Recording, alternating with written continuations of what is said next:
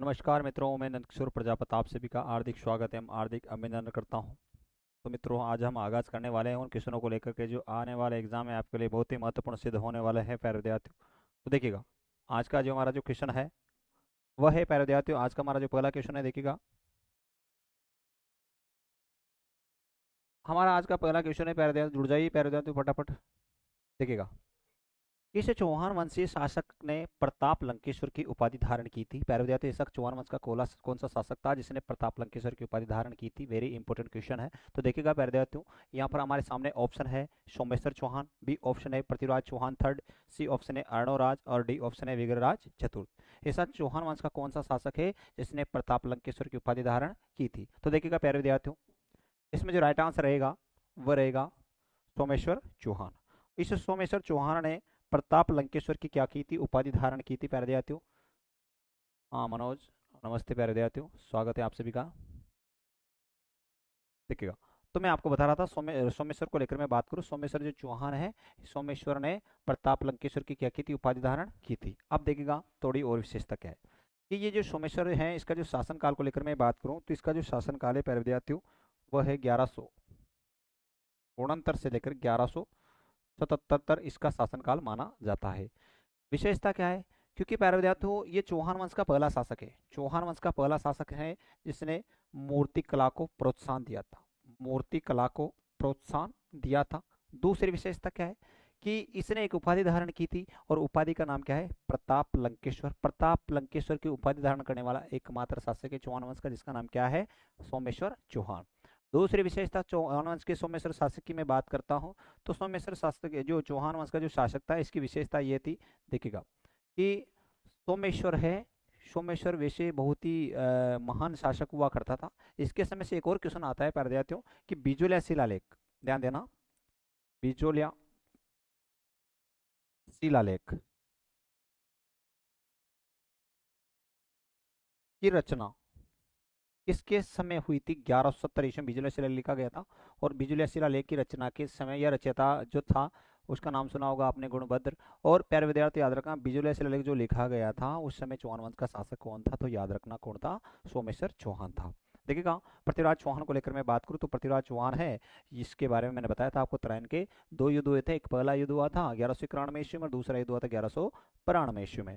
अर्णोराज को लेकर मैं बात करूं, इन्होंने एक झील का निर्माण करवाया था और झील का नाम था आना सागर झील। लेकिन याद रखना, अर्णोराज या आना जी से एक क्वेश्चन और आता है। इनके दरबारी थे दो प्रसिद्ध दरबारी विद्वान थे, एक का नाम देवबोध, पहले का नाम क्या है? देवबोध। और दूसरे दरबारी विद्वान का नाम था धर्मघोष, धर्मघोष सूरी। देवबोध और दूसरे का नाम क्या था? धर्मघोष सूरी। ये प्रसिद्ध दरबारी विद्वान इनके दरबार में रहते थे। आगे हम बात करते हैं, हमारा नेक्स्ट क्वेश्चन है लोहागढ़ किला अवस्थित है। लोहागढ़ जो दुर्ग है कहाँ पर स्थित है? हमारे सामने ऑप्शन है जैसलमेर में, बी ऑप्शन है भरतपुर में, सी ऑप्शन है अजमेर में और डी ऑप्शन है बीकानेर में। तो लोहागढ़ जो दुर्ग है वह कहाँ पर स्थित है? तो प्यारे विद्यार्थियों, आपको पता है इस दुर्ग के बारे में एक कहावत है कि एक फिरंगी नौ गोरा लड़े जाट का दो छोरा।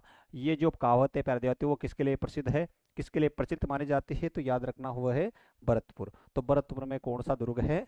लोहागढ़ है। इसके अलावा सोनारगढ़ की मैं बात करूं तो सोनारगढ़ जो दुर्ग है वह कहाँ पर स्थित है? सोनारगढ़, ध्यान देना प्यारे विद्यार्थियों, सोनारगढ़ को लेकर मैं बात करता हूँ। तो सोनारगढ़ जो दुर्ग है, सोनारगढ़ ये कहाँ पर स्थित है? जैसलमेर में स्थित है। लोहागढ़ को लेकर मैं बात करूँ तो लोहागढ़ कहाँ पर स्थित है प्यारे विद्यार्थियों? ये भरतपुर में स्थित है। अजमेर को लेकर मैं बात करूँ, अजमेर की विशेषता क्या है कि अजमेर में जो तारागढ़ दुर्ग बना हुआ है, तारागढ़ दुर्ग है उसकी मैं बात करूँ, तारागढ़ दुर्ग कहाँ पर स्थित है? अजमेर में स्थित है। इसके अलावा मैं आगे बात करूँ बीकानेर में, तो बीकानेर में एक दुर्ग है जिसे जमीन का जेवर कहा जाता है और उस दुर्ग का नाम है जूनागढ़ दुर्ग। कौन सा दुर्ग है प्यारे विद्यार्थियों? जूनागढ़ दुर्ग। और जूनागढ़ दुर्ग का संबंध कहाँ से है? बीकानेर से। देखिएगा, हम आगे बात करते हैं, हमारा अगला क्वेश्चन है किस चौहान शासक द्वारा जावालीपुर को ज्वालापुर में परिवर्तित कर दिया गया था? ध्यान देना, किस चौहान शासक ने जावालीपुर को ज्वालापुर में परिवर्तित कर दिया था? तो उस चौहान शासक का जो नाम था प्यारे विद्यार्थियों वो क्या था? ए ऑप्शन है जगदेव, बी ऑप्शन है विग्रहराज चतुर्थ, सी ऑप्शन है प्यारे विद्यार्थियों देवदत्त और डी ऑप्शन है अर्णो राज। तो देखिएगा प्यारे विद्यार्थियों जल्दी से जल्दी आंसर दीजिएगा, इसमें जो राइट आंसर है वो क्या है देखिएगा। तो प्यारे विद्यार्थियों विग्रहराज चतुर्थ को लेकर मैं बात करूं, विग्रहराज चतुर्थ ने ज्वालापुर नाम में परिवर्तन कर दिया था, याद रखना। अब हम थोड़ा सा आगे बात करते हैं, जगदेव को लेकर बात करते हैं। जगदेव चौहान है, अर्णोराज या आनाजी की हत्या जो की थी प्यारे विद्यार्थियों किसके द्वारा की गई थी, जगदेव के द्वारा की गई थी। तो अर्णोराज या आनाजी की हत्या किसके द्वारा, जगदेव के द्वारा। इसलिए जगदेव चौहान को क्या कहा जाता है, चौहानों का पितरंता शासक कहा जाता है। चौहानों का पितरहंता शासक जो कहा जाता है वो किसको कहा जाता है, जगदेव चौहान को कहा जाता है। जिसके बाद मैं आगे बात करता हूं प्यारे विद्यार्थियों, अर्णोराज जी को लेकर हमने थोड़ा सा जिक्र किया था। किशनगढ़ चित्रकला शैली के संरक्षक सावन सिंह की मृत्यु कहां पर हुई थी।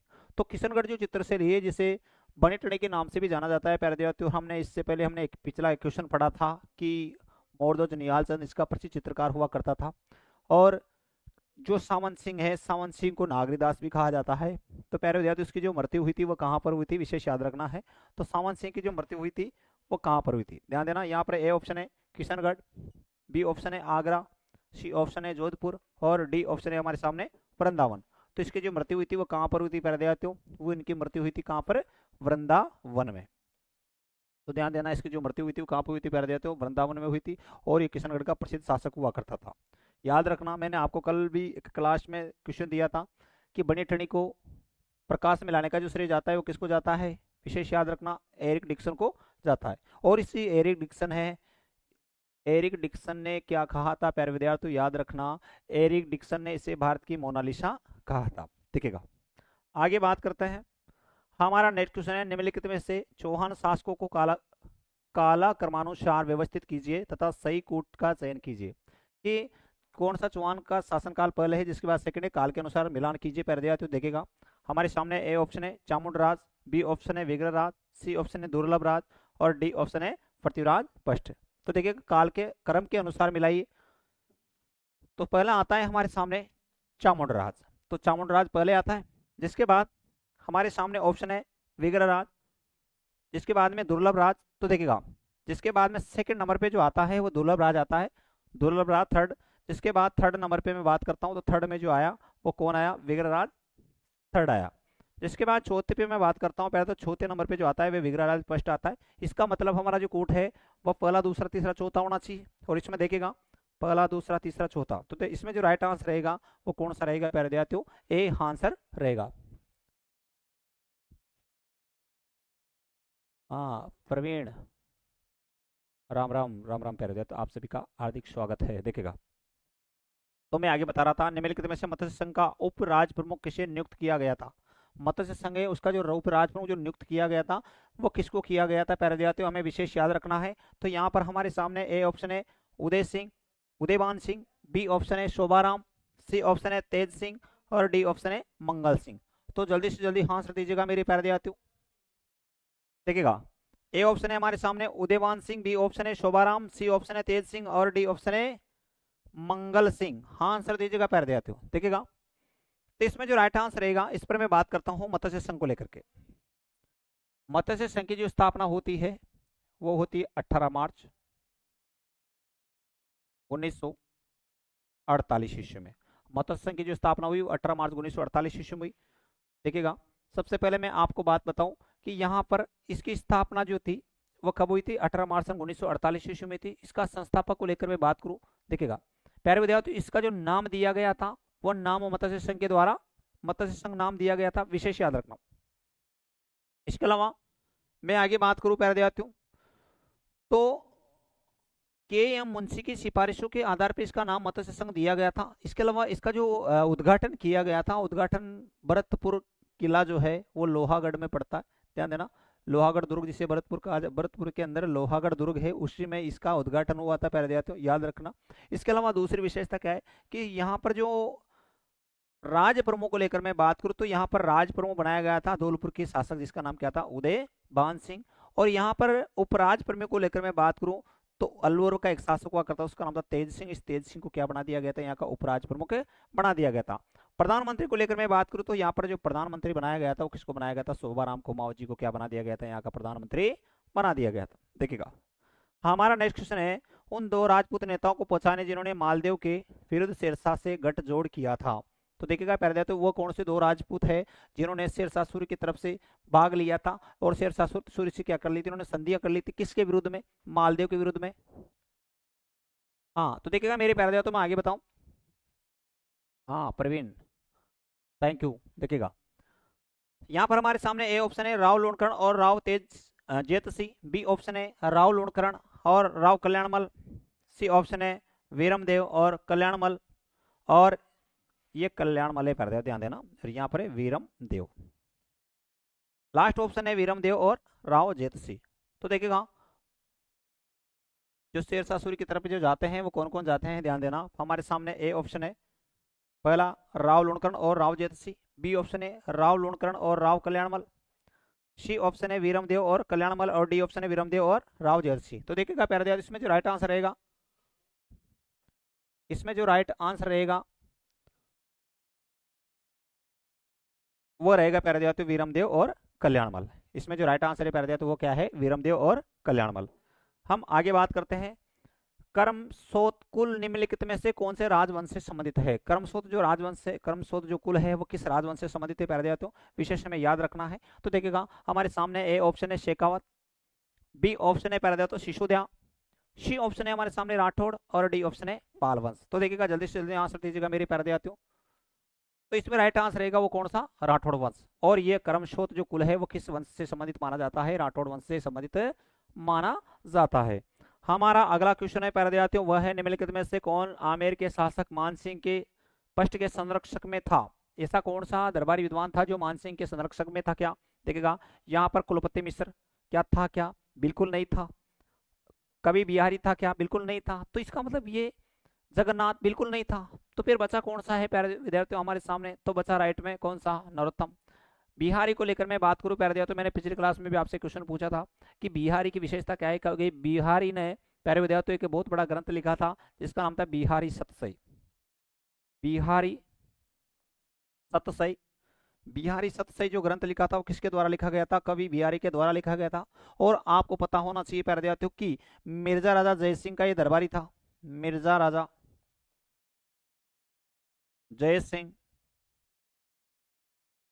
पष्ट का ये दरबारी कवि हुआ करता था। अरे मेरे फायदा तो शेरशाह सूरी ने कहा था, ध्यान दीजिएगा, ग्रीष्ममेल के युद्ध के बारे में कहा था, मैंने बताया था आपको पिछले क्लास में। देखिएगा तो मैं आपको बता रहा था कवि बिहारी जो है इसने बिहारी शब्द से लिखा था और मिर्जा राजा जयसिंह का दरबारी कवि हुआ करता था। एक याद रखना प्यारे विद्यार्थियों, कवि बिहारी की एक विशेषता हुआ करती थी कि ये एक एक दोहा लिखने के लिए एक एक सोने की मोहर देता था। हम आगे बात करते हैं प्यारे विद्यार्थियों, और विशेषता क्या है कि इसके लिए मिर्जा राजा जयसिंह ने एक उपाधि दी, एक ध्यान देना बहुत इंपॉर्टेंट है, एक जागीर दी थी, और उस जागीरी का नाम था काली पहाड़ी की जागीरी। काली पहाड़ी की जागीरी जो दी थी प्यारे विद्यार्थियों वो किसके द्वारा दी गई थी, मिर्जा राजा जयसिंह फर्स्ट के द्वारा दी गई थी। देखिएगा अगला पॉइंट पर मैं बात करता हूं, निम्नलिखित राठौर वंश के राजाओं में से किसने साहस और कूटनीति के माध्यम से मंडोर पर कब्जा कर लिया और उसे अपनी राजधानी बनाया। देखिएगा मंडोर पर जो अधिकार किया था वो किसके द्वारा किया गया था, विशेष याद रखना है प्यारे विद्यार्थियों। तो हमारे सामने ए ऑप्शन है राणा हमीर, बी ऑप्शन है राव चूड़ा, सी ऑप्शन है हमारे सामने राव मालदेव, और डी ऑप्शन है राव चंद्रसेन। तो किसके द्वारा मंडोर वाले क्षेत्र पर अधिकार किया गया था, ध्यान देना है प्यारे विद्यार्थी विशेष रूप से। तो देखिएगा मैं आपको बताना चाहता हूँ, यहाँ पर है राणा हमीर, बी ऑप्शन है राव चूड़ा, सी ऑप्शन है राव मालदेव, और डी ऑप्शन है राव चंद्रसेन। तो प्यारे विद्यार्थियों हमें विशेष इस बात का ध्यान रखना है कि किस शासक ने मंडोर पर अधिकार किया था अपने साहस और कूटनीति के कारण। तो देखिएगा मैं आपको बताना चाहता हूँ प्यारे विद्यार्थियों कि चूड़ा को लेकर मैं बात करूँ, इसमें जो राइट आंसर रहेगा वो कौन सा रहेगा, चूड़ा है। तो चूड़ा को लेकर मैं बात करूँ, चूड़ा की विशेषता क्या है, चूड़ा की मैं बात करूँ, ये दुर्ग है और इस दुर्ग को हम थोड़ी देर के लिए मान लेते हैं, कौन सा दुर्ग है, मंडोर वाला क्षेत्र मान लेते हैं। इस मंडोर वाला जो क्षेत्र की बात करूँ प्यारे तो यहाँ पर एक इंदा प्रतिहार वंश का एक शासक हुआ करता था। तो वो इंदा जो प्रतिहार है प्यारे वो क्या करता है कि ये जो मंडोर वाला क्षेत्र पर शासन था उनका, बाद में क्या होता है कि मुस्लिम आक्रांताओं ने इस क्षेत्र पर क्या कर लिया था, अधिकार कर लिया था।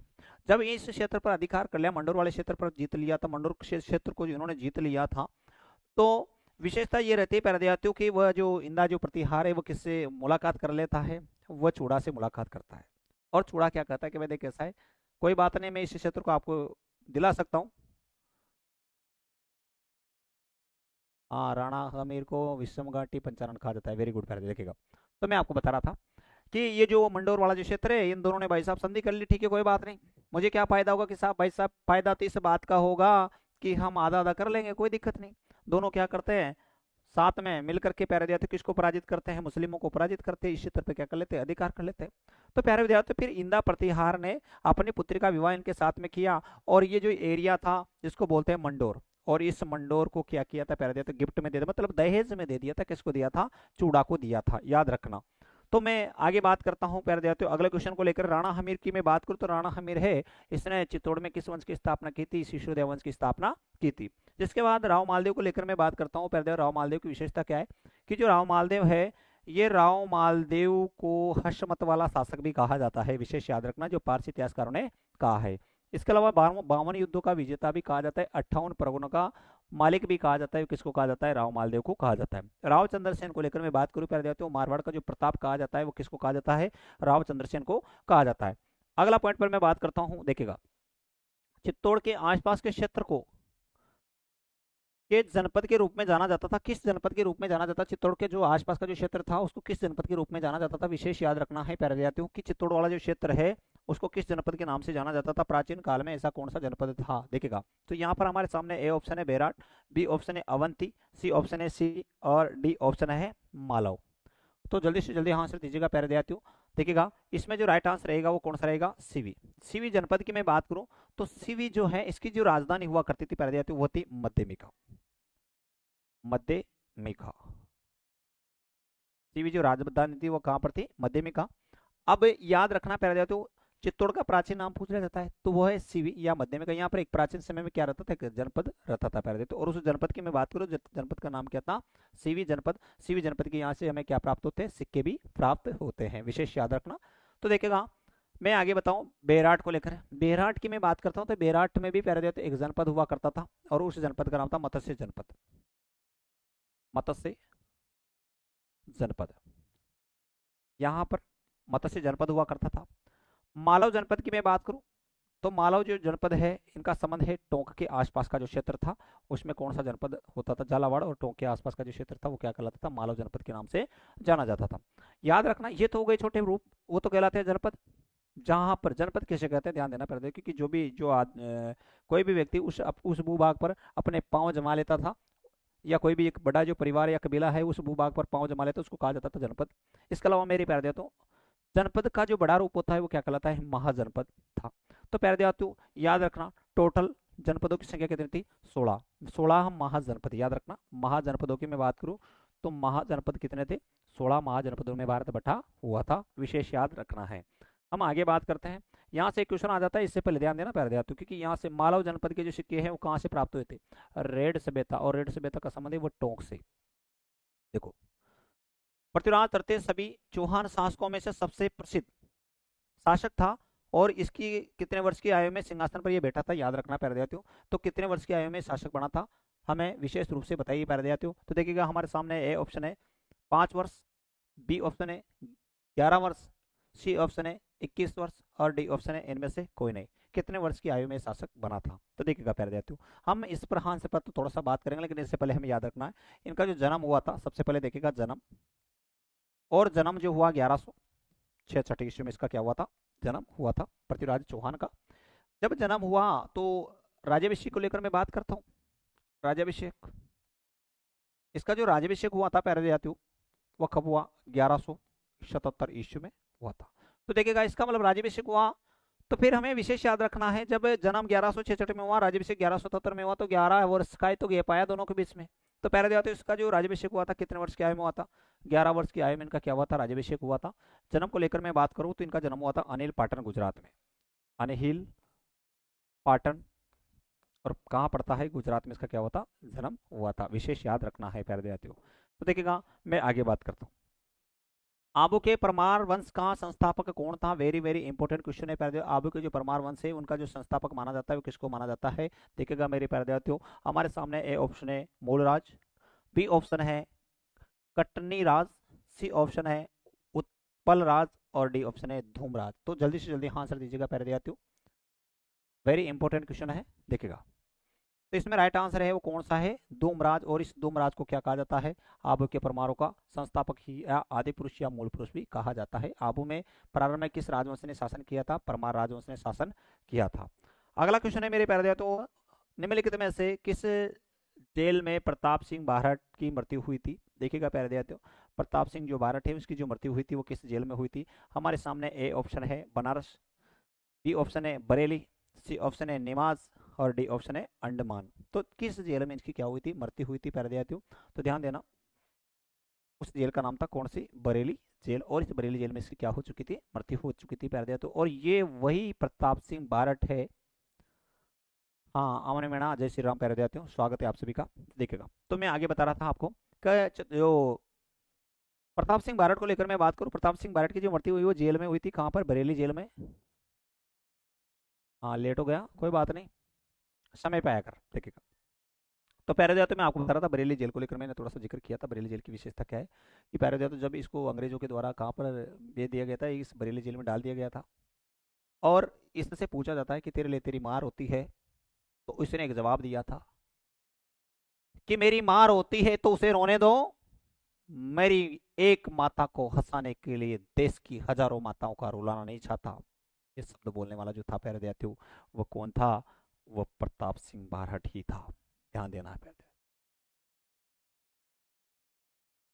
निम्नलिखित में से कौन सा अभिलेख शाकंभरी के चौहानों के प्रारंभिक इतिहास का अच्छा स्रोत है। सांबर के जो चौहान है उनकी जो जानकारी देने वाला जो शिलालेख है वो कौन सा था। हमारे सामने है चिरवा का अभिलेख, बी ऑप्शन है बिजोलिया अभिलेख, सी ऑप्शन है गटियाला अभिलेख और डी ऑप्शन है मानमोरी का अभिलेख। तो जल्दी से जल्दी आंसर दीजिएगा प्यारे विद्यार्थियों कि जो चौहानों की जो जानकारी देने वाला एकमात्र जो शिलालेख है वो कौन सा है, वह है बिजोलिया शिलालेख।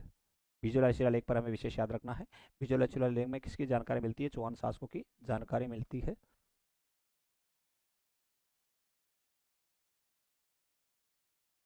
देखिएगा, तो मैं आगे बताऊं, ध्यान दीजिएगा, चिरवा है, जिसके बाद इसमें जो राइट आंसर रहेगा वो कौन सा रहेगा, बिजोलिया शिलालेख रहेगा।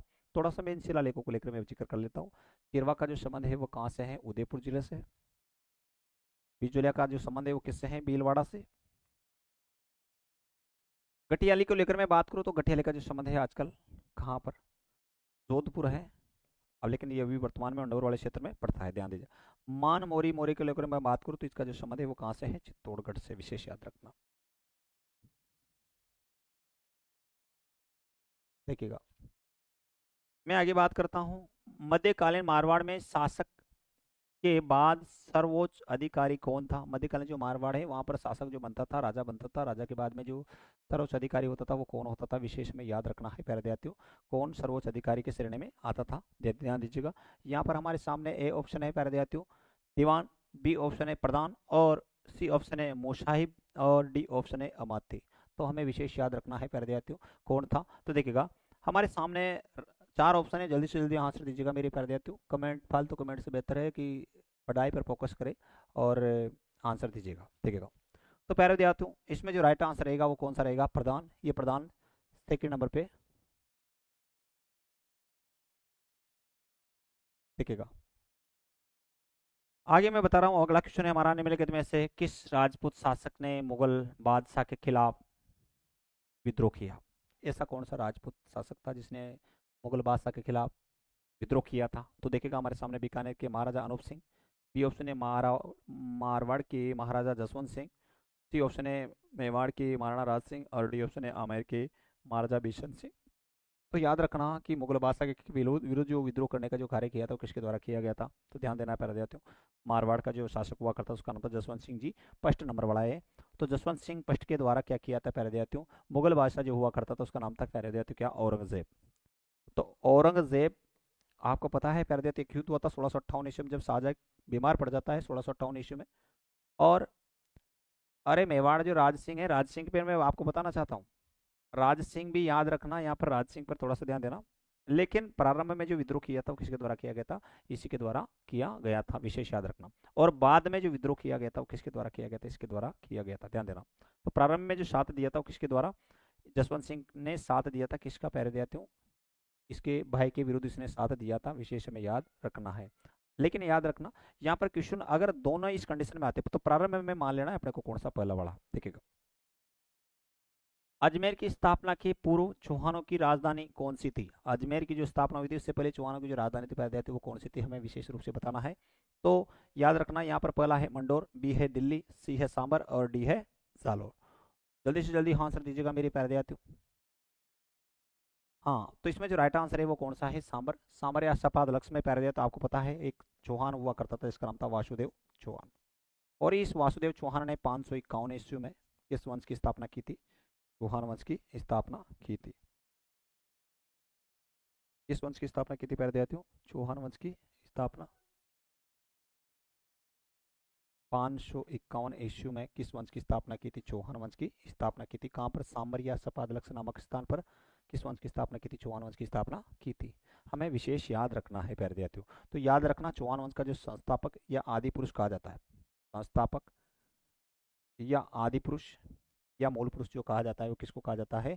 वो इसी वासुदेव चौहान को कहा जाता है। याद रखना और विशेषता क्या है प्यारे विद्यार्थियों इसकी, कि भाई साहब ये जो वासुदेव चौहान है, वासुदेव चौहान ने अपने कुल देवी शाकंभरी माता के मंदिर का क्या करवाया था? निर्माण करवाया था सांबर या सपादलक्ष नामक क्षेत्र में। इसके अलावा इसके निर्माण कार्य को लेकर हम थोड़ा सा बात करते हैं तो इसने एक झील का भी निर्माण करवाया था जो प्रसिद्ध झील है राजस्थान की। इस अगर पूरे भारत की मैं बात करूँ तो बहुत ही बड़ी झील की श्रेणी में मानी जाती है खारे पानी की झील, और इसका नाम सुना है आपने सांबर झील। सांबर झील की विशेषता क्या है कि यहाँ पर 8.7% नमक बनाया जाता है। लेकिन इस झील के बारे में ऐसा बताया जाता है कि एक शिलालेख जिसका नाम है बिजोला शिलालेख, उस शिलालेख इस बात का दावा करता है कि इस झील का जो निर्माण जो करवाया था वो किसके द्वारा करवाया गया था? वासुदेव चौहान के द्वारा करवाया गया था। लेकिन याद रखना प्यारे विद्यार्थियों कि इसका एक तथ्य और मिलता है प्यारे विद्यार्थियों कि जयानक जो भट्ट है, जयानक भट्ट ने एक ग्रंथ लिखा था उसका नाम था पृथ्वीराज विजी। पृथ्वीराज विजी के अनुसार जयानक भट्ट कहना चाहता है कि इस झील का जो निर्माण करवाया था वह एक विद्याधर नामक व्यक्ति के द्वारा करवाया गया था। ज्योग्राफी की दृष्टि से मैं बात करता हूँ तो प्यारे विद्यार्थियों ये एक प्राकृतिक झील मानी जाती है जो ज्वालामुखी के फटने के कारण इसका क्या हुआ था? निर्माण हुआ था। देखिएगा अगला क्वेश्चन है मेरे प्यारे विद्यार्थियों हमारा। तो मेरे प्यारे विद्यार्थियों जिसके बाद हमारा जो क्वेश्चन है वह अंतिम रूप पर चल रहा है प्यारे विद्यार्थियों। देखिएगा जिसके बाद हमें मिलते हैं एक छोटे से ब्रेक के बाद अगले एपिसोड में नए जोश के साथ, नई उमंग के साथ।